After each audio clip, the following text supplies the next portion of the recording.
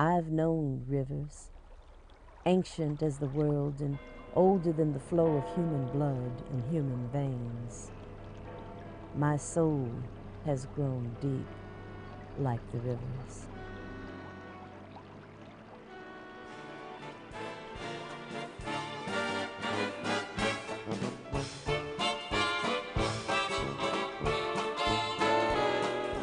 In the 1920s, Harlem in New York City was the place to be if you were an African American writer, painter, musician, performer, or actor. In the black ghetto of Harlem, an amazing renaissance or rebirth was taking place. Through an explosion of creativity, for the first time, the voices and music and vision of Black America began to be heard by the whole country, and for the first time, given respect. The Harlem Renaissance is really kind of a double meaning word. On the one hand, it represents the literature and art and this flowering of art in Harlem.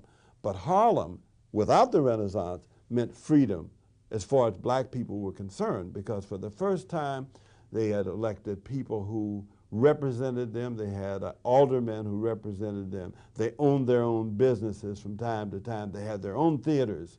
There was a kind of excitement that, by God, we've got our destiny in our own hands. And it's something that had not existed really anywhere else until you had this coming together of so many blacks in one place with power.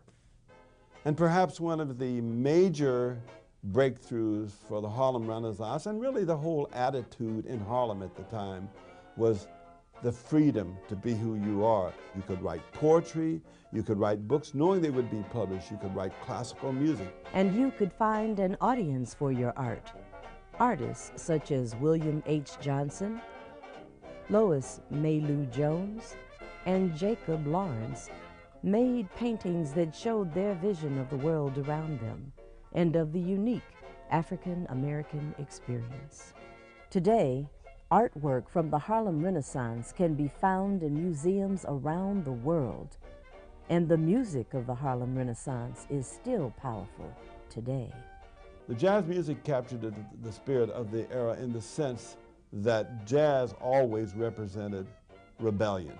It represented a kind of freedom, because for the first time, blacks or Negroes or Afro-Americans, whatever they were called at the time, found that they had a way to give voice to what they did that had some kind of commercial value to the country as a whole, something that would not have been available prior to that time. Jazz and blues brought new sounds and rhythms to American music. African American composers and performers became famous worldwide. Duke Ellington, Louis Armstrong, and Jelly Roll Morton, Josephine Baker and Bessie Smith, these are still famous names today. And today's music, including rap and hip-hop, rock and soul, has deep roots in the music that first dazzled America during the Harlem Renaissance. It's a liberating kind of influence that perhaps was for the first time felt by people who had been brought here in chains in the Middle Passage in the most inhumane kinds of circumstances. And all of a sudden, now to be able to formulate your own dances, which then became popular all over the world, to come up with a music that nobody else had come up with before that was out of the black community, to come up with language things that then would become part of the mainstream of language. The writers of the Harlem Renaissance are still famous today. Claude McKay, Zora Neale Hurston, and Langston Hughes wrote honestly about their lives as African Americans and showed the way for generations of writers that followed. They took the rhythm and style of African American art and music and created a new poetry and a new voice. We as Americans are somehow greatly enriched and empowered by the knowledge of what preceded us, where we came from, who are the people that contributed to who we are and where we are today. is one of the reasons why we are part of such a very, very rich heritage. Langston Hughes is a part of that heritage. He became one of the most important African American writers of the past century, and his poetry still sings. Listen as Langston Hughes reads one of the best-known poems of the Harlem Renaissance.